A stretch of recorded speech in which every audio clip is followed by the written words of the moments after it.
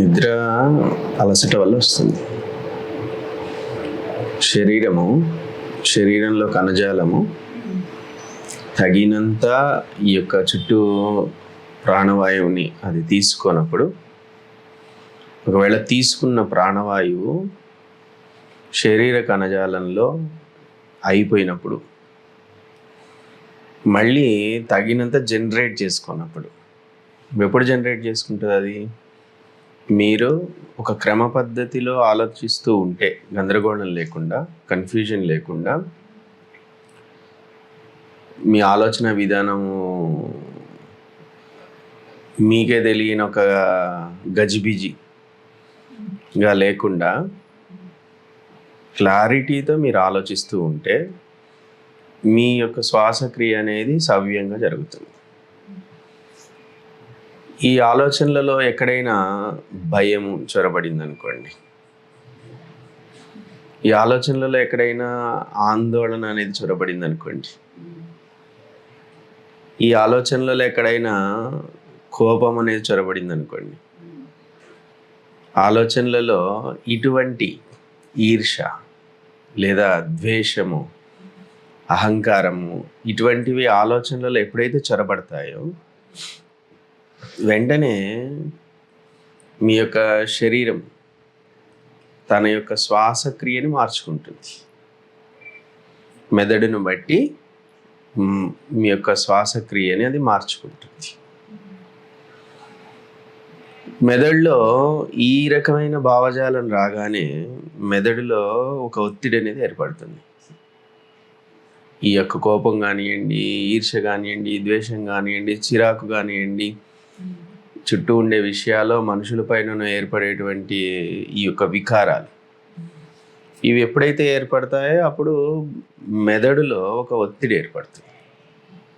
ఇప్పుడు మీరు చూడండి, కడుపులో ఏదైనా ఒత్తిడి సృష్టించే గ్యాస్ ఫామ్ అయ్యేటువంటి ఆహారం ఏమన్నా తిన్నారనుకోండి, బాగా కారం తిన్నారు లేదా బాగా పులుపు తిన్నారు, లోపల గ్యాస్ అనేది ఎక్కువ రిలీజ్ అవుతుంది. లోపల ఉండేటువంటి పదార్థాలు అరుగుదలకు కావు. ఇవి బాగా విపరీతమైనటువంటి కారం లాంటి తినంగానే కడుపులో రసాయనాలు ఎక్కువగా ఉత్పత్తి అయిపోతాయి. ఎందుకంటే దాన్ని తట్టుకోగలగాలి కదా పొట్ట. అందుకోసం పొట్ట ఏం చేస్తుందంటే ఎక్కువ రసాయనాలను ఉత్పత్తి చేసుకుంటుంది. బాగా పులుపు తినేశారనుకోండి, ఆ ఆమ్లాన్ని తట్టుకోవటానికి మన పొట్ట లోపల అలాంటి యాసిడ్స్ చాలా ఎక్కువ రిలీజ్ అయిపోయి దాన్ని ఎదుర్కోవాలని ప్రయత్నం చేస్తాయి. ఆ కారణంతో అవి లోపల ఆల్రెడీ ఉన్నటువంటి ఆహారము, మనం ఈ కారంతో పాటుగానో బాగా పులుపుతో పాటుగానో లోపలికి వెళ్ళినటువంటి ఆహారం అప్పటికే ఉండుంటుంది. ఈ క్రమంలో అవి అరుగుదలకు అరగకపోవటం వల్ల, రెండవది ఈ మితిమీరిన రసాయనాలు ఉత్పత్తి అవటం వల్ల లోపల గ్యాసెస్ పుడతాయి, వాయువులు పుడతాయి. ఆ గ్యాసెస్ కడుపు బిర్రుగా మారిపోయేలాగా చేస్తుంది. అవి అరగవు. రెండు, ఆ యాసిడ్స్ నుంచి విడుదలైనటువంటి ఆ గ్యాస్ అది పొట్టని ఇలా పట్టేసినట్టుగా ఉంటుంది. అట్లానే మనం చేసే ఆలోచనలు, కోపము, ద్వేషము, విపరీతమైన అహంకారము, ఆవేశము, ఇటువంటి విషయాలు, వికారాలు మనసులో బాగా పుడుతూ ఉంటే మెదడు ఒక రకమైన ఒత్తిడిని సృష్టించుకుంటుంది. అంటే సరిగాని ఆహారం కడుపులోకి వెళ్ళినప్పుడు ఎలాంటి ఒత్తిడి అయితే ఏర్పడుతుందో, అలా సరిగాని ఆలోచనలు ఏవో మెదడులో ఎక్కువగా చొరబడుతుంటే మీరు లోపల మెదడులో ఒక ఒత్తిడి ఏర్పడి మీరు అలసిపోయినట్టుగా అనిపిస్తుంది. అది శరీరం మొత్తాన్ని కూడా, శరీర వ్యవస్థ మొత్తాన్ని, శ్వాసక్రియని డిస్టర్బ్ చేస్తుంది. శ్వాసక్రియ హాయిగా సవ్యంగా జరుగుతూ తగినంత హాయిగా ఆక్సిజన్ని తీసుకుంటూ శరీరానికి కావాల్సినట్టుగా ఉన్న శ్వాసక్రియ డిస్టర్బ్ అయిపోయి అది శ్వాసక్రియను అటు ఇటు డిస్టర్బ్ చేసేయటం వలన మీరు తగినంత ఆక్సిజన్ లెవెల్స్ని మీరు శరీరంలోకి తీసుకోలేరు. శరీరంలోకి తగినంత ఆక్సిజన్ వెళ్ళనప్పుడు, మెదడుకి సరైన ఆక్సిజన్ వెళ్ళనప్పుడు ఆ మనిషి బాగా తీవ్రంగా అలసిపోతాడు. ఏ పని చేయడు, ఖాళీగానే కూర్చొని ఉంటాడు. కానీ ఆ మనిషి బాగా ఒక అలసటకు గురైతూ ఉంటాడు. పదే పదే పడుకుంటే బాగుండు అనిపిస్తూ ఉంటుంది. లేదా చిన్న పని చేద్దామన్నా కూడా చాలా పెద్ద పనిలాగా అనిపిస్తుంది ఆ వ్యక్తికి. ఏది నైపుణ్యంతో చేయలేడు. ఎందువల్ల అంటే అది పెద్ద పని అనిపిస్తుంది కదా. ఒక పుస్తకం చదవాలనుకోండి, అది చాలా పెద్ద పని అనిపిస్తుంటుంది. పిల్లలకి సరైన ఆహారం పెట్టరు, లేదంటే పిల్లల్ని ఎప్పుడూ ఏదో భయంలో ఉంచుతారు తల్లిదండ్రులు. అనవసరపు భయాలు తల్లిదండ్రులు సృష్టించవచ్చు, లేదా స్కూల్లో కూడా ఆ వ్యక్తి, ఆ పిల్లాడి సామర్థ్యం ఎంతైతే ఉందో ఆ సామర్థ్యాన్ని వీళ్ళు అర్థం చేసుకోకుండా అందరికీ ఇచ్చినట్టే ఒక లోడ్ ఇచ్చేసారు అనుకుందాం. 60 మంది ఒక క్లాస్ రూమ్లో ఉంటే 60 మందికి ఒకేలాంటి లోడ్ ఇచ్చేస్తే ఒకటి సామర్థ్యం ఎక్కువగా ఉంటుంది, ఒక సామర్థ్యం తక్కువగా ఉంటుంది. ఆ సామర్థ్యం తక్కువగా ఉన్నవాడికి ఇది ఒక ప్రాణ సంకటంగా అనిపిస్తుంది. ఏదో వర్క్ ఇచ్చి పంపించారు, ఇంటికి వెళ్ళగానే ఆ వర్క్ చేయాలి, ఇంటికి వెళ్ళి కూర్చుందామంటే అంత బరువు నేను మోయలేనని అసలు పూర్తిగా పుస్తకాలు పక్కన పడేస్తాడు. ప్రయత్నం కూడా చేయడు. ఎందువల్ల అంటే ఇది నాతో అయ్యే పని కాదు అనిపిస్తుంది వాడికి. ఇప్పుడు రేపు ఉదయమే స్కూల్కి వెళ్ళాలి, ఇవాళ హోంవర్కే చేయలే, పుస్తకం కూడా తెరవలేదు. ఆ ఆందోళన వల్ల లోపల ఆందోళన నడుస్తూ ఉంటుంది, పైకి ఆడుతూ ఉంటాడు, లోపల ఒక రకమైన ఆందోళన నడుస్తూ ఉంటుంది. కానీ ఉదయం లేచి వెళ్ళేటప్పుడు స్కూల్కి వెళ్తున్నట్టుగా అనిపించదు, ఒక ఏదో నరక కూపానికి వెళ్తున్నట్టుగా అనిపిస్తుంది. ఎందువల్ల అంటే వీడి సామర్థ్యానికి మించి వీడి వల్ల కాని విషయాన్ని ఏదో టీచర్స్ ఇచ్చారు. ఆ ఆందోళనతో వాడికి ఏ పని చేద్దామన్నా ఒక సామర్థ్యం ఉండదు. ఒక పుస్తకాన్ని, వాడికి ఇష్టమైన సబ్జెక్టుని ఎదురుగా పెట్టినా కూడా ఆ పుస్తకం చదివి దాన్ని గుర్తుపెట్టుకునే సామర్థ్యం ఉండదు. నీట్గా హ్యాండ్ రైటింగ్ రాద్దామనే సామర్థ్యం ఉండదు. దేనిపైన ఈ యొక్క ఫోకస్ అనేది ఉండదు. దేనివల్ల అంటే వాడి మెదడు చాలా ఒత్తిడిలోకి చేరుకుపోయింది, వాడు అలసిపోయి ఉన్నాడు, వాడు తగినంతగా ప్రాణశక్తిని తీసుకోవటం లేదు. ఇలా దీర్ఘకాలం ఈ పిల్లవాడు ఇటువంటి స్థితిలో వాడు స్కూలింగ్ అంతా 5 ఏళ్ళో 10 ఏళ్ళో వాడు స్కూలింగ్ అంతా ఇలానే జరుగుతుంది. కాలేజీకి వెళ్ళాక ఇలానే జరుగుతుంది. ఉద్యోగంలోకి పొరపాటున ఏదైనా ఉద్యోగం వచ్చి ఉద్యోగంలోకి వెళ్ళినా ఆ ఒత్తిడిలోనే ఉంటాడు. ఇలా ఒక మనిషి జీవచ్ఛవంలా బ్రతుకుతూ ఉంటాడు. ఒత్తిడి సహజ సిద్ధమైన విషయంగా మారిపోతుంది. వీళ్ళు ఏదో ఒకటి వాళ్ళకున్న చుట్టూ ఉండేటువంటి మనుషుల్ని చూసో అక్కడో ఇక్కడో కొన్ని తెచ్చుకున్న తెలివితేటలతో ఎట్లా ఒకట్లా ఉద్యోగంలోకి, సంసారంలోకి కూడా ప్రవేశిస్తారు. కానీ వాళ్ళకున్న పూర్తి సామర్థ్యాలని వాళ్ళు ఉపయోగించుకోలేరు. కేవలం అలసటతో కూడుకున్న జీవితాన్ని జీవిస్తుంటారు. వాళ్ళకి ఏదో అలసట, ఎప్పుడు ఏదో అలసట, ఎప్పుడు ఏదో అనారోగ్యం. వాళ్ళేమి లోపల మనం ఏదైనా పరీక్షలు చేపిస్తే, టెస్టులు చేపిస్తే ఏమీ పాడై ఉండవు, అంతా ఆరోగ్యంగానే ఉంటారు. మెడికల్ టెస్టులలో ఆరోగ్యంగానే ఉంటారు. కానీ వీళ్ళకి ఒక విపరీతమైన అలసట, నేను బాగాలేను అని వాళ్ళకి అనిపిస్తూ ఉంటుంది. అటువంటి స్థితులు ఎవరైతే ఎదుర్కొంటున్నారో వాళ్ళు ఎప్పుడు పడుకొని ఉండటము, ఎప్పుడు నిస్సహాయంగా ఉండటము, దేనిపై దృష్టి లేకుండా ఉండటము, ఇట్లాంటి అవస్థలను ఎదుర్కొంటూ ఉంటారు. ఇది కొందరికి నిద్రలాగా కన్వర్ట్ అయిపోతుంది, అతి నిద్రగా కన్వర్ట్ అవుతుంది. కొంతమందికి కొంతకాలానికి అసలు నిద్రే రాని స్థితిలోకి వెళ్ళిపోతారు. చాలామంది ఎదుర్కొనే నిద్రలేమి సమస్య ఈ కారణంగానే వస్తుంది. ఇదే పునాది ఎక్కడో పడి ఉంటుంది దీనికి. పెద్ద అయిన తర్వాత ఎప్పటికో ఇది క్రమంగా ఈ నిస్సహాయ స్థితి, నిస్సహాయత, తీవ్రమైన ఒత్తిడిని చాలా దీర్ఘకాలంగా ఏళ్ల తరబడి వీళ్ళు తీవ్రమైన ఒత్తిడిని ఎదుర్కొంటూ ఒక వయసుకు వచ్చేసరికి అది ఆ ఒత్తిడి స్థాయిని దాటినప్పుడు అది నిద్రలేమిగా మారిపోతుంది. ఒక స్థాయిలో యవ్వనంగా ఉన్నప్పుడు మీరు చూడండి, 16 ఏళ్ళ అమ్మాయినో 25 ఏళ్ళ అమ్మాయి ఏదైనా ఒత్తిడిలో ఉందనుకోండి, బాగా నిద్రపోతుంది తను. కొందరు ఆడపిల్లలు బాగా నిద్రపోతుంటారు. మగపిల్లలైనా సరే ఆ టీనేజ్లో ఎక్కువ నిద్రపోతుంటారు. వాళ్ళకి చాలా రకాల ఒత్తిళ్ళు ఉంటాయి మనసులో. వాళ్ళకేముంది, తిని కూర్చుంటున్నారు, వాళ్ళకేం నిద్ర అని అనిపిస్తుంది. వాళ్ళని సంపాదించమన్నారా, లేకపోతే కుటుంబాన్ని పోషించాలా, వాళ్ళకేం ఒత్తిడి అంటే వాళ్ళకున్న ఒత్తిళ్ళు వాళ్ళకున్నాయి. వాళ్ళు బయట సమాజాన్ని వాళ్ళ సామర్థ్యం కంటే ఎక్కువ బలంగా ఉంది చుట్టూ ఉన్న సామర్థ్యం, పరిస్థితులు. వీటన్నిటిని ఎట్లా ఎదుర్కోవాలనే ఆందోళన నీకు తెలియక వాళ్ళ లోపల ఉంటుంది. రెండు కుటుంబంలో వాళ్ళ మధ్య కల్పించేటువంటి సందర్భాలు, తండ్రి కానీ తల్లి కానివ్వండి, అన్నదమ్ములు కానివ్వండి, బంధువులు కానివ్వండి, వీళ్ళు ఈ పిల్లల పైన పెట్టే ఒత్తిడి వాళ్ళకి తెలియకుండా చాలా ఒత్తిడిని పెడుతుంటారు. వాళ్ళకి ధైర్యంగా నువ్వు దాటగలవు అనేటువంటి ఒక భరోసాని ఇవ్వలేరు. ఏదైనా దాటగలవనే భరోసాని ఇవ్వరు. పరిస్థితులు చాలా బలంగా అనిపిస్తుంటాయి, ఆ పిల్లలు మాత్రం మేము చాలా బలహీనమైన వాళ్ళమేమో అనిపిస్తూ ఉంటుంది వాళ్ళకి.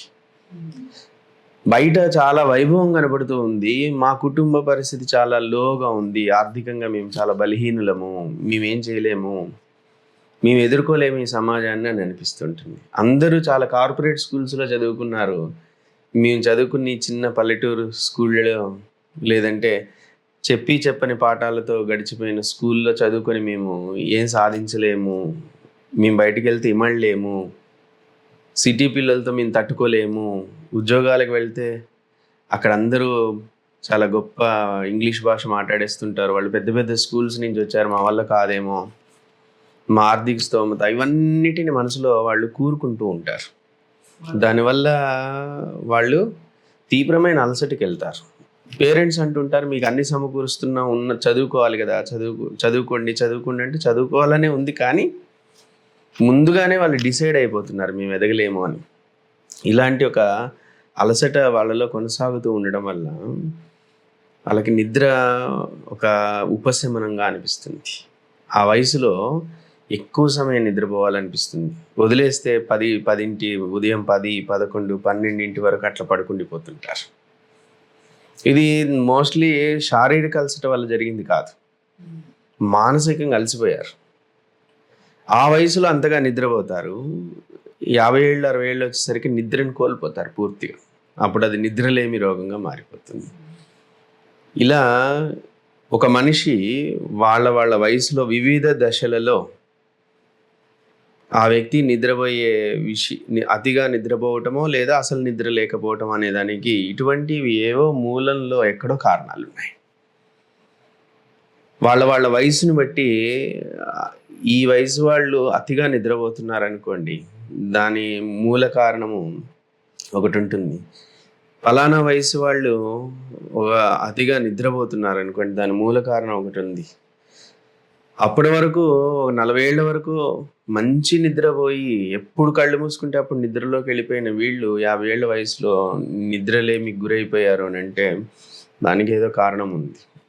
అల్టిమేట్గా మనిషి నిద్రకి ఆ మనిషి యొక్క మనసు ఎదుర్కొన్నటువంటి సందర్భాలు, సంఘటనలు, వాళ్ళు ఆలోచించిన విధానము, వాళ్ళ చుట్టూ ఉండే పరిస్థితులు ఆ మనిషి యొక్క నిద్ర విషయంలో చాలా కీలక పాత్ర పోషిస్తాయి. దీనిని ఏ దశలో అయినా సరే అతి నిద్ర అనేది కూడా రోగమే, అసలు నిద్ర లేకపోవటము రోగమే, రెండు అనారోగ్యాలు. కొందరు అనుకుంటూ ఉంటారు, ఎక్కువసేపు నిద్రపోతే బయట ప్రపంచంతో అసలు ఏ గోల లేదు, ప్రశాంతంగా నా పని నేను చూసుకుంటున్నాను, నా నిద్ర నేను పోతున్నాను, రోజుకో 14 గంటలు నిద్రపోతాను, ఎవరితో ఏ గోల లేదు కదా నాకు, హాయిగా. నిజంగానే వాళ్ళు అనే మాట నిజమే. ఎందుకనంటే వాళ్ళు సమాజం నుంచి తప్పించుకోవడానికి ఉన్న ఏకైక మార్గం నిద్ర. ఎందుకంటే సమాజం విషయంలో వాళ్ళు ఏదో విసిగిపోయి ఉన్నారు.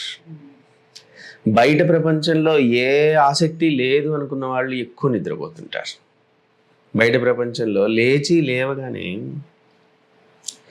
ఇంట్లో కుటుంబ సభ్యులలో ఒకరికొకరు సఖ్యత లేదనుకోండి,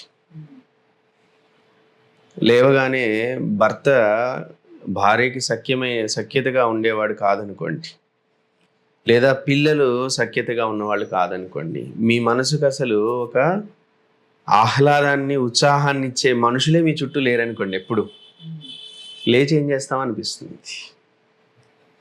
పరిస్థితులు మీ చుట్టూ అనుకూలించే కావనుకోండి, మీ చుట్టూ ఉన్నటువంటి పరిస్థితులు ఏవి మీకు అంతగా అనుకూలించేవిగా అనిపించట్లేదు అనుకోండి, చాలా దీర్ఘకాలంగా లేచి ఏం చేస్తామని మనం లేవాలి. ఇప్పుడు పొద్దున్నే ఇంట్రెస్టింగ్ విషయాలు ఏమున్నాయి అసలు లేవగానే? చాలా కాలంగా చూస్తున్నాం. ఏమన్నా ఆసక్తికరమైన విషయాలు ఏమైనా ఉన్నాయేమో లేచిన వెంటనే చూద్దామని అంటే ఒక్కటి ఆసక్తికరమైన విషయం లేదు.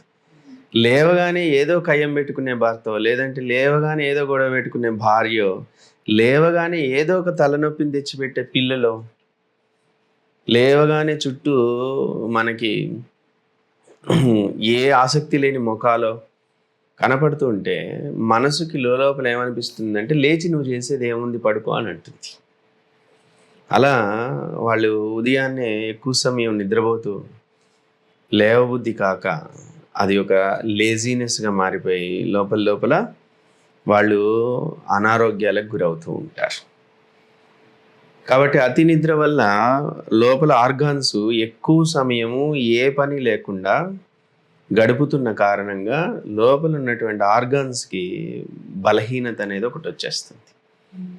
ఆ బలహీనత వచ్చి ఈ వ్యక్తికి బాగా పనిచేయాల్సిన అవసరం ఏర్పడితే ఆ ఆర్గాన్స్ పని చేయక చాలా పెద్ద ప్రమాదాల్లోకి వెళ్ళిపోతాయి. హార్ట్ అటాక్ లాంటి ప్రమాదాలు రావటము, ఏమైనా ఫెయిల్యూర్స్ జరగటమో, లోపలే ఆర్గాన్ ఫెయిల్యూర్స్ జరగటం, ఇలాంటివి జరుగుతూ ఉంటాయి. ఇలా మనిషి తన నిద్రకి అనేక కారణాలు ఉన్నాయి.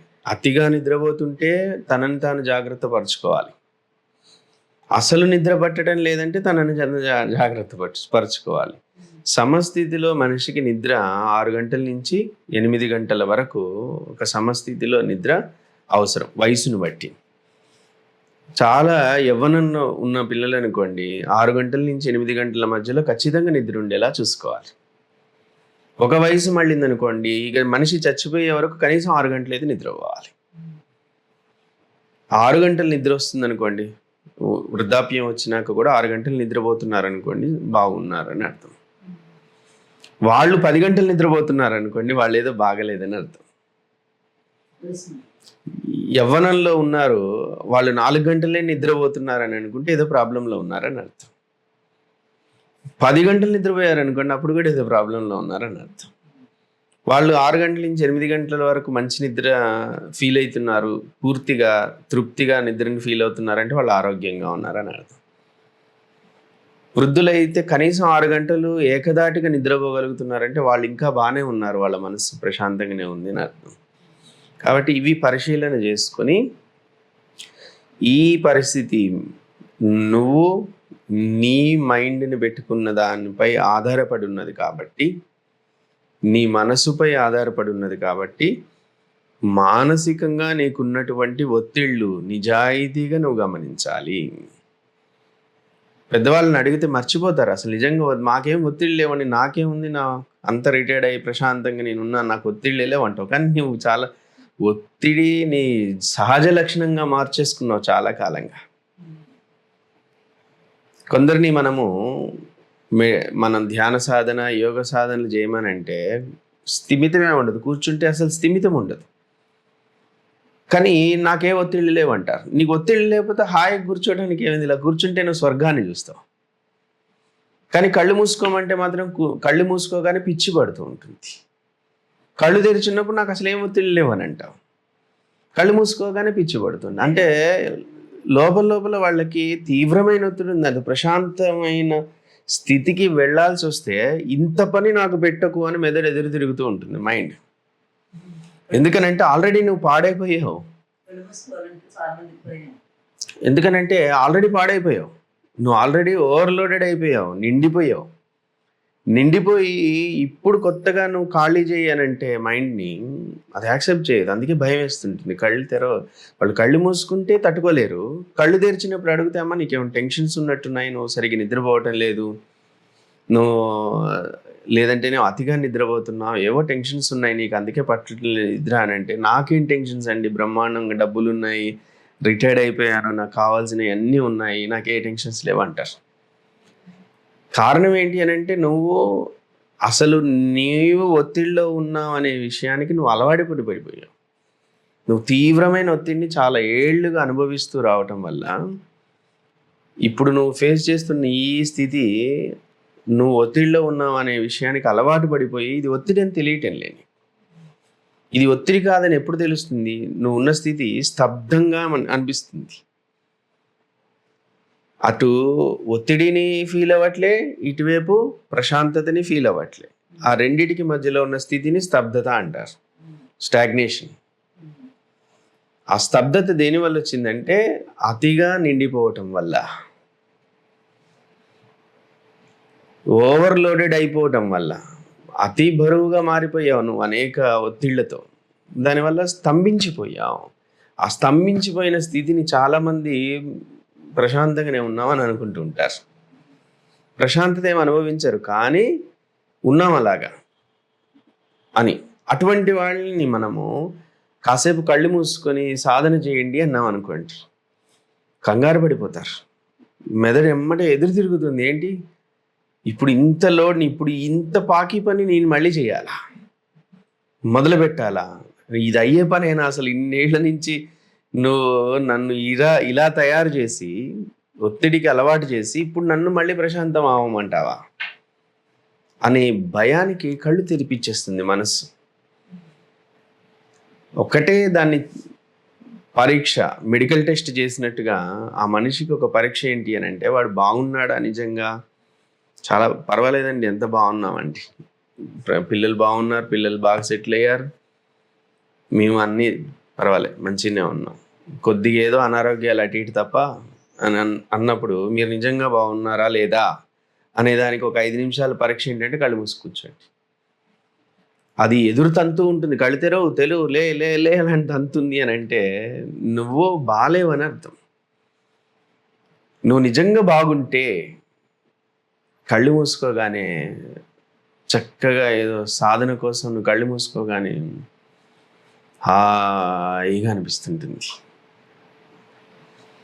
అది వాళ్ళు అనుభూతి చెందలేకపోతున్నారని అంటే ఒత్తిడికి అలవాటు పడి ఉన్నారే తప్ప వాళ్ళు బాగా లేరు. ఎవరైతే కళ్ళు మూసుకుని కూర్చోలేకపోతున్నారో వాళ్ళు ఒత్తిడికి అలవాటు పడ్డారు అంతే, ఒత్తిడి లేకుండా లేరు.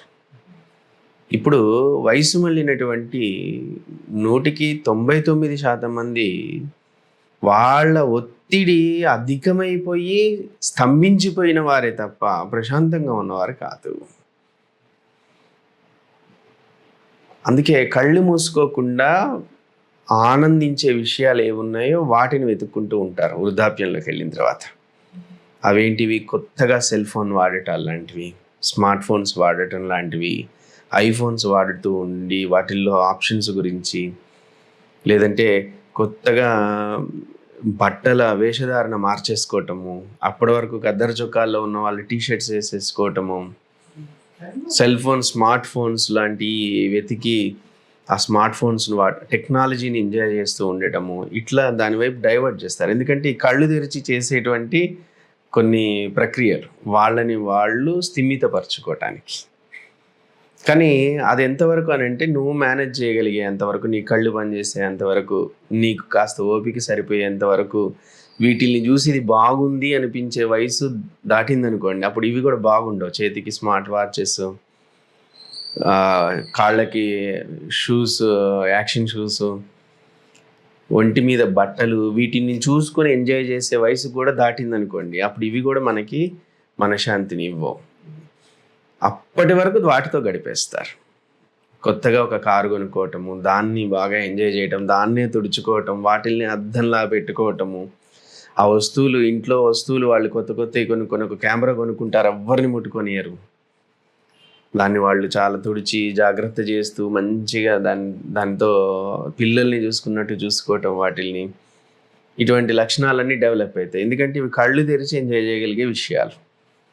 కానీ ఇవన్నీ టెంపరరీ కదా. ఈ ఇంట్రెస్ట్లు, ఓపిక ఈ 60 నుంచి మళ్ళీ 65 వరకు ఏమో అట్లాంటివి సాధ్యపడతాయి, 70 వరకు వెళ్ళిపోతాయి. ఆ తర్వాత ఎవరైనా పోవాల్సిందేక. 70 తర్వాత ఉంటే పోతే పోతాం. ఈ లోపైతే ఎంజాయ్ చేసాం కదా అంటే 70 తర్వాత ఎప్పుడైనా పోవచ్చేమో. దానికి ఎవరు ఇక్కడే పోతాం అని చెప్పడానికి వీలు లేదు. ఆ 70 తర్వాత 72 ఇయర్స్ వరకు ఉండొచ్చేమో ఆ మనిషి. కానీ ఆ 2 ఇయర్స్ నరకాన్ని చూపిస్తుంది. నీకు నువ్వు నరకాన్ని చూస్తావు. 2 ఇయర్స్ అక్కర్లేదు, కొన్ని రోజులు చాలు. మనిషి ఎందుకు పుట్టాను, ఇంకొకసారి పుట్టకూడదు అనిపించే ఇలాంటి స్థితి కలగటము కొన్ని రోజులు చాలు. ఎందుకనంటే అప్పటి వరకు తను మోసుకొచ్చినటువంటి భారం ఉంది చూసారా, బలహీనపడినప్పుడు అది మీద పడుతుంది ఇలాగా ఆ భారం అంతా. మనిషి సహజంగానే తన ఆయుష్ క్షీణించిపోవడం వల్ల పూర్తిగా తన సామర్థ్యాన్ని కోల్పోతాడు. అన్ని విషయాలలో తన సామర్థ్యాన్ని కోల్పోతాడు. కోల్పోయి అప్పుడు ఇంతకాలం మోసిన బరువు ఏదైతే ఉందో దాన్ని నువ్వు ఇప్పటివరకు మేనేజ్ చేయగలిగావు. ఏదో ఒకలాగా నువ్వు మేనేజ్ చేసుకోగలిగావు, దాన్ని తప్పించుకున్నట్టుగా ప్రవర్తించగలిగావు, దాని జోలికి వెళ్ళినట్టుగా ప్రవర్తించావు, అన్నీ బాగున్నాయి అనే భ్రమలో ఉండగలిగావు. కానీ నీ ప్రయత్నం అంతా ఆగిపోయిన రోజు, అది 2 ఏళ్ళు కావచ్చు, 2 నెలలు కావచ్చు, 2 రోజులు కావచ్చు, అప్పుడు వచ్చి అది మీద పడగానే ఆ బరువు సహించటం కష్టము. ఒక మనిషి ఇంకొకసారి పుట్టకూడదు, ఈ మనిషిగా పుట్టడం ఇది చివరిసారి అయిపోతే చాలు దేవుడా అనిపించేటువంటి ఒక భారాన్ని ప్రతి మనిషి అనుభవిస్తాడు. కారణం ఏంటి అని అంటే తను మోసుకొచ్చింది. ఎలా అయితే మన యొక్క ఆలోచన సరళి సరిగ్గా లేకపోవటం వల్ల నిద్ర నరకం అవుతుందో, రోజువారీ నిద్ర నరకంగా మారుతుందో, అలానే మన ఆలోచన సరళి, మనం మోసుకొచ్చే విషయాలు ఏవైతే ఉన్నాయో అది మరణాన్ని కూడా నరకంగా మార్చేస్తుంది. ఈ తాత్కాలిక మరణ సమయం, నిద్ర అనే తాత్కాలిక మరణ సమయం నీది సరిగ్గా ఉందా లేదా చూసుకోవాలి. అతిగా ఉన్నా నువ్వు మరణ సమయంలో ఇది ఇబ్బంది పడతావని అర్థం. నిద్ర నీకు అసలు లేకుండా పోతున్నా నువ్వు మరణకాలంలో అవస్థ పడతావని అర్థం. ఈ 2 సమస్థితిలో ఉన్నాయనుకోండి, ఈ నిద్ర సమస్థితిలో ఉందనుకోండి, నువ్వు మరణకాలంలో స్పృహగా ఉండగలిగే అవకాశం ఉంది అని అర్థం. ఈ బరువు మీద పడబోతుంటే ఆ బరువుని నువ్వు ఆధీనంలో ఉంచుకొని పక్కకు పెట్టగలిగే సామర్థ్యం నీలో ఏర్పడుతుంది అని అర్థం. కాబట్టి ఈ మరణాన్ని చక్కబెట్టుకోవాలన్నా నువ్వు ప్రతి రోజును చక్కబెట్టుకోవాల్సిందే, ప్రతి గంటని చక్కబెట్టుకోవాల్సిందే, ప్రతి నిమిషాన్ని చక్కబెట్టుకోవాల్సిందే, ప్రతి క్షణాన్ని నువ్వు చక్కబెట్టుకోవాల్సింది. ఎప్పుడైతే ఇవి చక్కబెట్టుకుంటావో, నిన్ను నువ్వు ఆలోచనల్లో నిన్ను నువ్వు ఎప్పుడైతే సరి చేసుకుంటావో, గందరగోళం లేకుండా ఉంటావో, గజిబిజి లేకుండా ఉంటావో, కోపం లేకుండా ఉంటావో, అహంకారం లేకుండా ఉంటావో, ఇది నీకు ఒక శాంతిని నీ లోపల ప్రసాదిస్తుంది. ఆ శాంతిని నువ్వు అనుభూతి చెందగలిగితే, ఆ ప్రశాంతతని నువ్వు ప్రయత్నంతో ఆలోచనల ద్వారా కూడా నువ్వు అనుభూతి చెందగలిగితే, ఆలోచనలలో ఆ ప్రశాంతతని తీసుకురాగలిగితే నీ నిద్ర ప్రశాంతమైన స్థితిలో ఉంటుంది. నువ్వు నిద్రపోయే ఆ కాసేపు 6 గంటలో, నీ వయసును బట్టి 8 గంటలో నువ్వు నిద్రపోయే నిద్ర నీకు మంచి బలాన్ని ఇస్తుంది. లేదా అటు తక్కువగానో అటు ఎక్కువగానో నిద్రపోయి బలాన్ని మొత్తాన్ని అది లాగేస్తుంది. అలానే క్రమక్రమంగా మరణ సమయానికి నువ్వు ఈ బరువు మోయటాన్ని పెండింగ్ పెట్టుకుంటూ వెళ్ళిపోయి క్లియర్ చేసుకోకపోవటం వల్ల అప్పులు పెరిగిపోయినట్టుగా ఒత్తిడి పెరిగిపోయి మరణ సమయంలో అవస్థపడతావు.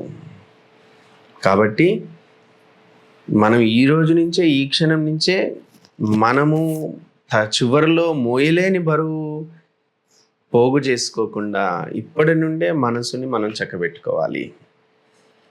కుతంత్రాలు మానుకోవాలి. మన యొక్క అహంకారంతో మనం మన తెలివితో ఎన్ని కుతంత్రాలు పన్నినా దేవుడు చూడనక్కర్లేదు. దేవుడు చూసి నీకు చిట్టా రాయనక్కర్లే, నువ్వు కుతంత్రాలు కుట్రలతో బ్రతుకుతున్నావురా జాగ్రత్త అని దేవుడు చూడనక్కర్లే. నీ మీద కనబడుతుంటుంది. అది నిద్ర రూపంలో కనబడుతుంది, మరణం రూపంలోనే కనబడుతుంది.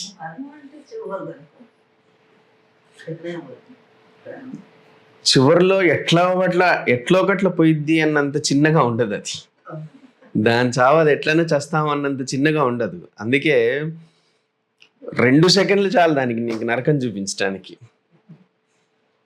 జీవితము ఇంకో 2 నిమిషాల్లో చచ్చిపోతావు అన్న ముందు ఆ 2 నిమిషాలు చాలు నీకు నరకాన్ని చూపించడానికి. అది భయంకరంగా ఉంటుంది. ఆ వేదనలో చచ్చిపోయినాడు, మళ్ళీ వేదనలోనే పుడతాడు. ఇంతటితో ఎండ్ అయిపోయే ప్రాసెస్ కాదు మరణం. మరణం బిగినింగ్, ఇంకొక దానికి బిగినింగ్. ఇది బాగున్న రోజే మనం బాగు చేసుకోకపోతే, మన చేయి దాటిపోతే, ఈ మరణంతో మళ్ళీ మొదలయ్యేటువంటి ఇంకొక జీవితం ఏదైతే ఉందో మనం దానికి ముందే మనం రాసి పెట్టచ్చు వాడి తర్వాత జీవితం ఎలా ఉండబోతుంది అని. అది నువ్వు నీ స్థితి, చివరిలో నీ స్థితి ఆ 2 నిమిషాలు చాలు. ఆ 2 నిమిషాల్లో నువ్వు అనుభవించే అనుభూతి ఏదైతే ఉందో, ఆ నరకం ఏదైతే ఉందో, దానికి 1000 రెట్ల నరకపు జీవితాన్నిలోకి నువ్వు ప్రవేశిస్తావు అని అర్థం, ఇంకో జన్మకి. కాబట్టి మనము చాలా సుఖమైనటువంటి నిద్రలోకి వెళ్ళిపోవాలి, సుఖమైన మరణంలోకి వెళ్ళాలి. దానికి నీ బుర్రే ఎలా పెట్టుకుంటావో పెట్టుకో, నీకు నీ ఇష్టం. నరకాన్ని అనుభవించేలాగా మలుచుకోవచ్చు, మన తెలివితేటలు నరకాన్ని పెంచేటట్టుగా ఉండొచ్చు, మన తెలివితేటలు స్వర్గం వైపు తీసుకెళ్ళేటట్టుగా ఉండొచ్చు. రెండిట్లో ఎవరిష్టం వాళ్ళది. కానీ నరకం వైపు వెళ్ళే ఆ ప్రయాణము, ఆ మరణం మాత్రము అందరూ చేస్తున్నాను నేను చేస్తున్నాను అనుకుంటే, ఆ క్షణం ఎవరైనా నిద్ర లేచి మరణం నుండి లేచి ఇది ఎంత బాధాకరంగా ఉంది అనే విషయము వాళ్ళు కానీ మనకి చెప్తే తట్టుకోలేము. ఋషులు అందుకే మంచి జీవన విధానాన్ని, సత్ప్రవర్తనని నొక్కి కొట్టి చెమడాలు తీసి ఎందుకు చెప్పదలుచుకున్నారనంటే తట్టుకోలేరు అనేది వాళ్ళు గ్రహించారు. దానికి చిన్న ఉదాహరణగా మనకి ముందే సైన్ ఒక మనం గుర్తుపట్టడానికి అది ఎంతగా ఉంటుంది అనేది, నిద్ర పట్టకం మంచం పైన అవస్థపడే వాడి యొక్క జీవితం ఎంత నరకంగా ఉంటుందో. అలసిపోతాడు కానీ రోజంతా రాత్రి పడుకుంటే ఆ ఇంటి కప్పును చూసుకుంటూ అలా గడిపేస్తూ కళ్ళు ముద్దామంటే నరకంలాగా అనిపించి అవస్థపడే మనిషి జీవితం ఎంత నరకంగా ఉంటుందో దానికి 1000 రెట్లు 1,00,000 రెట్లు మరణ సమయంలో ఉంటుంది. కాబట్టి సుఖమైన నిద్ర, అది గుర్తుపెట్టుకోండి. సుఖంగా నిద్రపోవటం అంటే నేను 10 గంటలు బాగా నిద్రపోతున్నానండి, 10 గంటలు నిద్రపోతున్నాను, 10 గంటలు నిద్రపోతున్నా నేను సుఖంగానే నిద్రపోతున్నాను అని అనుకోకండి. సుఖమైన నిద్రను ఎక్కువ నిద్రపోయినా ఏదో ఒత్తిడిలో ఉన్నామని అర్థం, తక్కువ నిద్రపోయినా ఏదో ఒత్తిడిలో ఉన్నామని అర్థం. సమంగా ఒక 6 గంటల నుంచి 8 గంటల మధ్యలో మంచి నిద్రపోయి లేచావని అంటే నువ్వు ఆరోగ్యంగా ఉన్నావు అర్థం.